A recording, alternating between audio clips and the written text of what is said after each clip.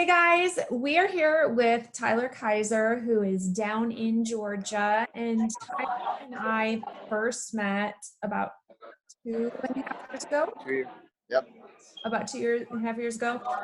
I would say it's about August. I think that we first got introduced 2.5 years ago, and it was all online.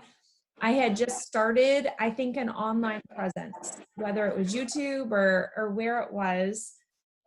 Remember, like when you first came across me? It was your embalming video. Oh, okay. Embalming room video. Yeah. That's way back. We're Yes. back to the beginning. And Tyler reached out to me and said, "Hey, I want to be a funeral director. Like, what do I do?"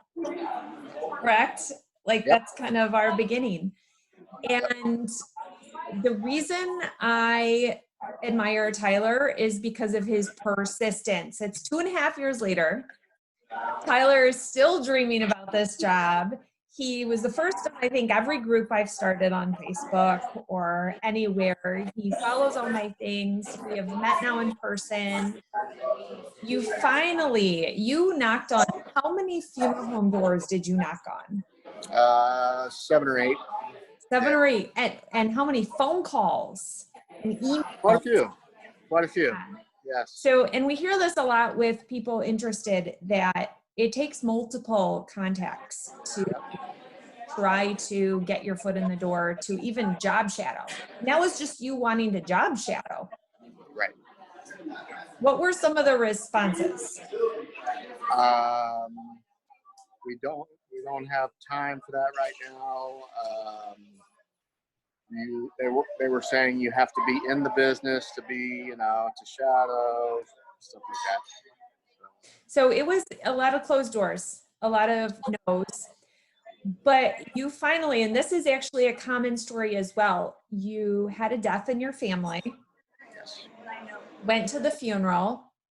Yes. And got to meet somebody in person and kind of develop a little relationship by a few conversations over the course of those few days, correct? It was actually at the arrangement. She knew who I was. I had met her before and asked her for a job years ago. And she remembered me, and she said, "Come talk to me. I need somebody." So. And you started, like, you went in for an interview. Yeah, and I started like 3 or 4 days later. Yeah. And I love it because I know the heart you have and I know how hard you have tried to get this. But this is a really common story within our student group that we have on Facebook, that people try and they try, and all of a sudden, through no planned action, a door opens. And tell me about your first day. Like, what did you get to experience just on your first day? Actually, first day, I did all my intake paperwork for HR because it's a corporate-run funeral home. It's Dignity Funeral Home. So did all that, and then after I was legal, they threw me in and did a visitation. So.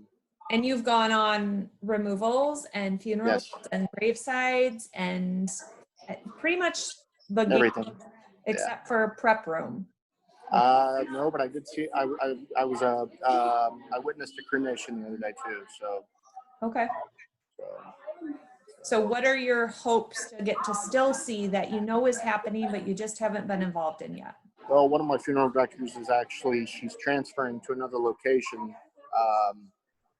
and at our place, we don't do anything on site. It's all other places do the embalming or the cremation. So she's actually going to let me come do a embalming one day when she gets her feet wet. So. And you've taken prerequisite classes for mortuary school, or where are you at in that process? I'm at the very beginning. I haven't been to a college course since 2008. Okay. So I probably have to retake everything. So. Okay. Are you geared up to do that? Are you is that in the plan that you are doing paperwork to start, or what do you do? I'll probably be doing it within the next probably 6 months or so. Since I'm working at a funeral home, they will pay for my schooling. So I just got to get it done. So. And that's awesome. That doesn't happen everywhere, but you really landed where you had hoped to be and in a really great situation for you. Yeah, exactly. I have a great team. Love everybody I work with. So How many times along this path have you wanted to just give up? a few. A few, because you've been working full-time other places, like Yeah. doing other jobs, and had some highs and lows. I work 7 days a week right now. So yeah, it's hard right now, but I can do it. So. And where did this want to go into the business begin? Well, I lost my grandmother 3 years ago this past week, actually. And I was there through the entire process. I was holding her hand when she took her last breath. And just watching the process, it just fascinated me. And I was like, this is what I want to do with my life. So. And here you are. So, yeah. So we'll see if it works out. Now, there's a lot of negative response out there about your home. You're now on the inside of that. Are you seeing any negative? Are you really happy with how it's going so far? What are the pros that you're seeing? It's just I work with a great team that that cares about the families. We care about everybody, and want to make sure everything's perfect for everyone. I haven't really seen many cons except for those few families that are which I don't blame them. They just get angry and just want to yell at you sometimes. So, but and that's going to happen everywhere. Yes. I haven't really had many negatives right now. So. That's good. Now, Tyler was having some Wi-Fi issues, so we did have to run over to a coffee shop. So it's a little louder than we had hoped, but we're going to muddle through. That's okay. Now, I wanted to dive into one other area. I actually received an email this morning, and you're not even going to believe I did, from a woman, and she asked me, director, if I'm in a wheelchair.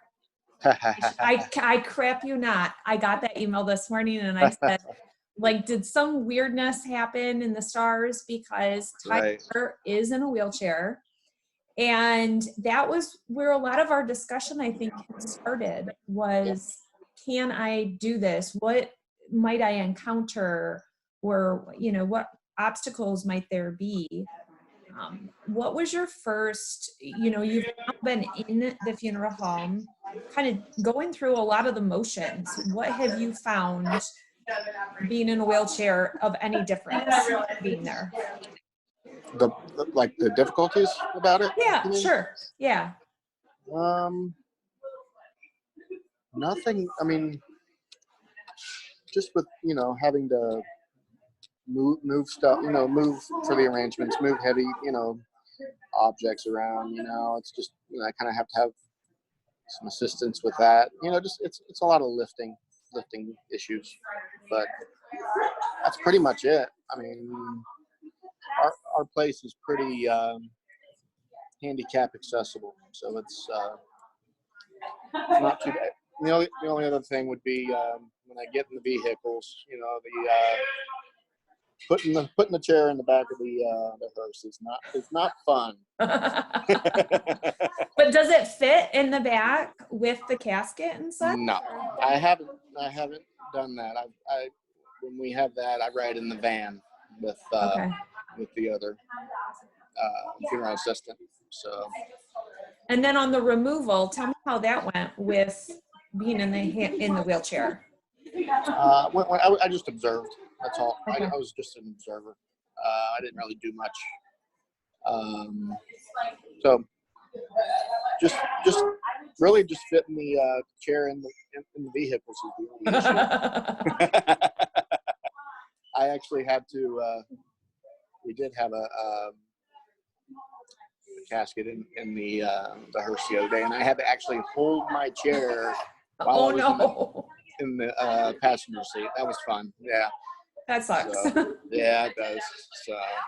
But I have to give huge kudos to the funeral home. I mean, when you texted me like day 2 or something, and you're like, I'm going on a removal, and the fact that their willingness, there was no, Yeah. it seems like there's been no hesitation with them to really No, yes, they're dive the in. type that just jump right in and do it, you know. So And I love that, because that's kind of the funeral home you needed. I can see funeral homes very resistant to want to try to not so much accommodate, but see if it could even be a possibility. right. And I love that they just dove in. When we first met, what was really great was I had come from a funeral home that had a part-time gentleman in a wheelchair, and him and I went through the whole building, the whole kind of everything we do. Hey, you guys put your key on top of the door to lock at night. Could we just move it down? So there's just a few little elements, but he also agreed, you know, moving, you can't really lift a casket just because of the height. You know, if we had somebody who is only 5 feet tall, they're going to have a little bit harder difficulty lifting a casket with someone who's 3, regardless. So I think there's some of those things that are just, you know, logistics that you can't. I actually had one of our staff members, one of our funeral directors, he was on a removal the other day, and he was pushing the gurney, and I guess he twisted his ankle, and he's got to have knee surgery now. So Oh no! Yeah, he's got water on his knee, so he's got to have it drained. So Whoops. yeah. Oh. Speaking of water, you said water was the one thing I forgot we did find was putting a flower with water in your lip to move it around and sloshing. I got soaked the other day moving flowers. That's what the guy had said. He's like, I am happy to do anything, but I really don't want wet drawers for the rest of the day because of moving flowers. Yeah, and the other thing I'm having trouble with is when you're at the site, grave sites and stuff, and if it's rained the day before, I get really dirty. So I'm trying to not have a dry cleaners built every other day, but that's, you know. Yeah. So. That's some of those things, and I think over time you find ways around some, or maybe there's things you can create. Because I know you and I have talked a lot about embalming. Yes. And devices or things we can build and create that would allow it to be clean. One, besides me covering you in a full poncho, that I feel like I would need to do. Or we've talked about the chair that stands you upright, so you're physically standing up and doing things. But that's costly. It's very costly. It's about $100,000, I think, something like that. That's crazy. That's crazy. Yeah. That would be awesome. That would be so cool. We've talking to my funeral director that's moving to the other location. She did find some things. She found some wheel covers to cover my wheels. So, but they cost about they're about $100 a piece. So that's but I think it's probably a wise purchase when I start doing that. So. Yeah, some investments over time. I think just like anybody, you know, you have to invest in better shoes or spiders or different things that allow you to do the job better or to keep us more protected in all sorts of ways. Right. You know, the situation per se. So do you find any interaction with families because of being in a wheelchair? Or, you know, do you see anything? Nothing like right to my face, but occasionally I'll get somebody that, you know, I catch them staring at me and I'm like, you know, it is what it is. You know, I get that every day though. So yeah, I think personality is a huge part. If you are somebody who's concerned about, you know, anything going on. I guess if I was bald, you know, as a female, I would probably be, you know, conscious. But if my personality is a certain way, it just, some of the Right. things that you work through if you have the right personality for it. And that's Yes. kind of what the main thing is when it comes to any difference, New I job. guess, maybe. Yeah. Yeah, in any job. So, but your personality, like you're so, I think that's where we connected. Like you're so personable, you're easy to talk to. It's great. And so I think you have the right demeanor and the right personality for the job, and nothing else really matters. It's just some logistics that need to be figured out. As Absolutely. in the beginning. So, anything else you want to share about like that initial to get a shadow job? Like, I don't know, tips or tricks or want to share? You just gotta be persistent. If you know, be persistent. And, it's really something you want to do. Go for it. No real tricks though. Just gotta be persistent. Yeah, that's awesome. Well, thank you for sharing. I appreciate it. Thank you. Yeah. Thank you. Bye, guys. Don't hang Appreciate it. up. Don't hang up. Okay. Bye, guys. Okay.